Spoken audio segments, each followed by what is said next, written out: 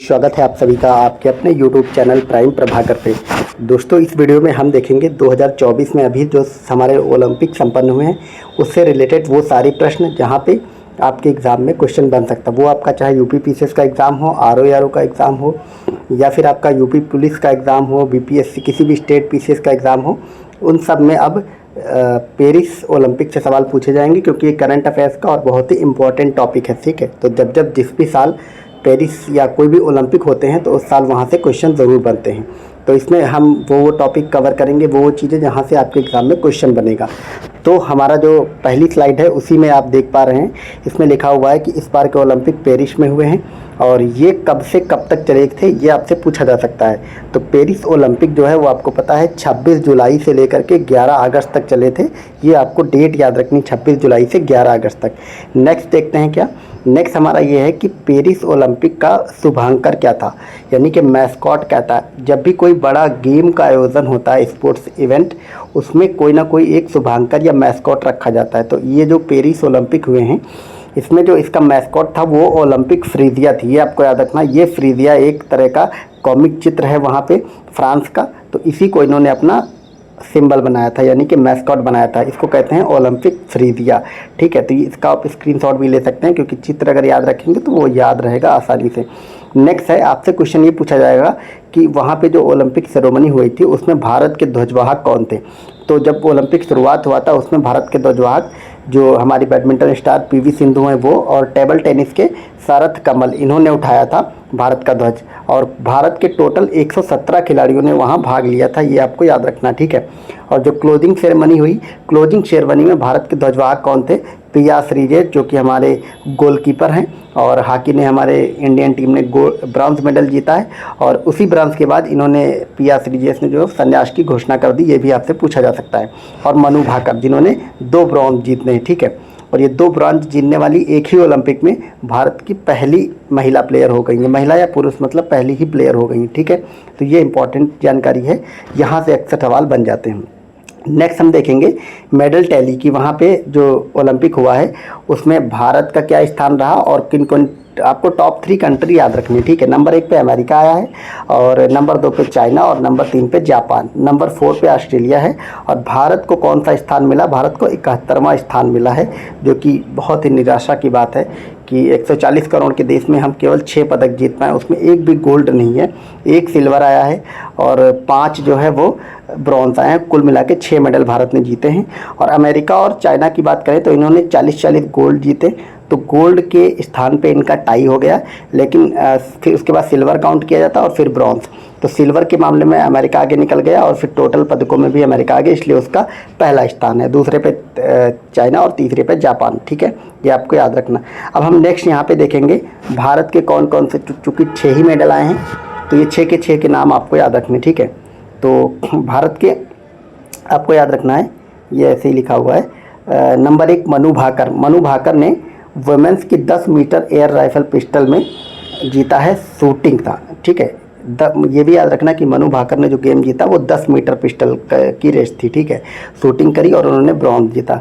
इसके अलावा मनु भाकर और सरबजोत सिंह की जोड़ी ने मिक्स टीम, ये भी 10 मीटर एयर पिस्टल में ब्रॉन्ज जीता। उसके अलावा फिर स्वप्निल कौशले ने मेंस की 50 मीटर राइफल में 3rd पोजीशन राउंड हासिल करी, ये भी शूटिंग में आया और इन्होंने भी ब्रॉन्ज जीता।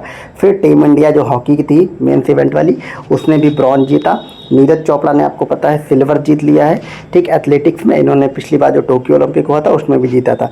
मेंस के जेवलिन थ्रो करते हैं, ये भी आपको याद रखना। फिर अमन सहरावत, ये जो है मेंस की फ्री स्टाइल 57 kg में रेसलिंग में इन्होंने ब्रॉन्ज जीता है। तो अमन सहरावत को याद रखना है आपको कि इन्होंने 57 किलो भार वर्ग में रेसलिंग में जीता है ब्रॉन्ज। ठीक है, और अमन सहरावत सबसे कम उम्र के व्यक्ति बन गए हैं जिन्होंने ओलंपिक में मेडल जीता है।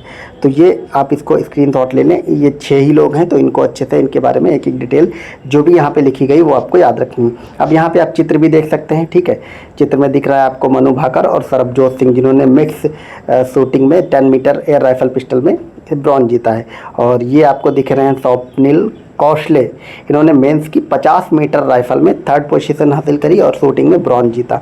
ये हमारी हॉकी की टीम आपको दिख रही है, कितनी अच्छी लग रही है, क्योंकि भारत में हॉकी पहले तो भारत का इतिहास इतना स्वर्णिम रहा है कि भारत ने कितने सारे गोल्ड वगैरह जीते थे, बहुत सारे, मेजर ध्यानचंद के टाइम पे। उसके बाद जब हॉकी के रूल्स बदल गए, हॉकी जो है वो घास के मैदान से जा कर के स्टफ़ वाले फील्ड पे चली गई, तो भारत का प्रदर्शन कमज़ोर होता चला गया। लेकिन अब भारत ने पिछले ओलंपिक में भी जो टोक्यो में होता उसमें भी भारत ने ब्रॉन्ज जीता था और इस बार भी जीता थी। ठीक है, अनलाइक लकी भारतीय टीम रही जो कि सेमीफाइनल में फिर हार गई थी जर्मनी से। ठीक है, और फाइनल हॉकी का किसने जीता? नीदरलैंड ने। तो ये हमारा हॉकी की टीम। ये हमारे आपने देखा कि मेंस की फ्री स्टाइल 57 kg में अमन सहरावत हैं और ये सबसे कम उम्र के बन गए हैं। ठीक है, नेक्स्ट देखते हैं। ये आप सबको पता है, नीरज चोपड़ा, बहुत ही आइकॉनिक तस्वीर है इनकी, क्योंकि इन्होंने लगातार 2 बार, पिछली बार गोल्ड जीता था, इस बार वो पाकिस्तान के अरशद नदीम ने गोल्ड जीत लिया है। ठीक है, तो इन्होंने भी सिल्वर जीता। अब हम थोड़ा, तो ये ऐसे क्वेश्चन है जहाँ पे आपके ओलंपिक से रिलेटेड सवाल बन सकते हैं, जो भी अब एग्जाम में हुआ। ठीक है, भारत के 6 नाम और फर्स्ट सेकंड कौन रहा, शुभांकर वगैरह क्या था, कब से कब तक रहा, ये सब पूछे जाते हैं। इससे ज़्यादा सवाल आपके ओलंपिक में नहीं बनेगा। ठीक है, तो मैंने आपको वो चीज़ें बताई हैं जो आपके सवाल बन सकती हैं।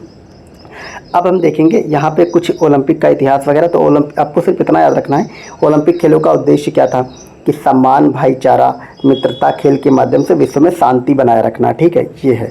और इसके अलावा ओलंपिक खेलों के अगर जन्मदाता, चूँकि ओलंपिक अभी भी हुआ, अगर जन्मदाता पूछ लिया जाए तो वो भी याद रखना कि पियरे डी कोबर्टिन इसके जन्मदाता होते हैं। और ओलंपिक खेल हर 4 साल पर आयोजित की जाती है, आप सबको पता होगा। और आपसे अगर ये पूछ लिया जाए कि ओलंपियाड क्या होता है, ठीक है, ये जो 4 साल की अवधि होती है, एक ओलंपिक से लेकर के दूसरे ओलंपिक के बीच का जो समय होता है, ठीक है, उसी को हम ओलंपियाड कहते हैं। और ओलंपिक खेल पहली बार 1896 में ग्रीस की राजधानी एथेंस में आयोजित किए गए थे, ये भी आपको याद रखना है। ठीक है, और ये आप देख सकते हैं चित्र में, ये ओलंपिक कमेटी का जो है वो बिल्डिंग है, जो ओलंपिक कमेटी बैठती है। और ओलंपिक समिति की स्थापना हुई थी 1894 में, 23 जून 1894 में ओलंपिक समिति की स्थापना हुई थी, अंतर्राष्ट्रीय ओलंपिक समिति। और 96 में पहली बार ग्रीस की राजधानी एथेंस में ओलंपिक गेम हुए थे। और IOC यानी कि इंटरनेशनल ओलंपिक कमेटी के प्रथम अध्यक्ष जो हैं वो देमेत्रिस विकेलस थे। ठीक है, देमेत्रिस निकोलस थी। और इसका मुख्यालय कहाँ है? इसका मुख्यालय स्विट्जरलैंड के लॉजेन में है। तो आपको स्विट्जरलैंड कंट्री भी याद रखनी है और लॉजेन नाम का शहर भी याद रखना है, यहाँ पे ओलंपिक का मुख्यालय। तो ये हमने ओलंपिक से रिलेटेड लगभग कंप्लीट सारी बातें देख ली, उसका इतिहास भी देख लिया। और चूँकि और जितने भी क्वेश्चन बन सकते हैं इस ओलंपिक जो संपन्न हुआ इससे, वो सारी वीडियोस हमने देख ली। ठीक है, सारे पॉइंट हमने कवर कर लिए। तो ये छोटी सी 7-8 मिनट की वीडियो में हमने कंप्लीट ओलंपिक के बारे में पढ़ लिया है। और चूँकि ये करंट में थी और बहुत इंपॉर्टेंट टॉपिक है, यहाँ से हर एग्जाम में सवाल बनेगा, इसलिए मैंने इस वीडियो बना दी। चलिए मिलते हैं नेक्स्ट वीडियो में। Thank you so much for watching. Bye bye.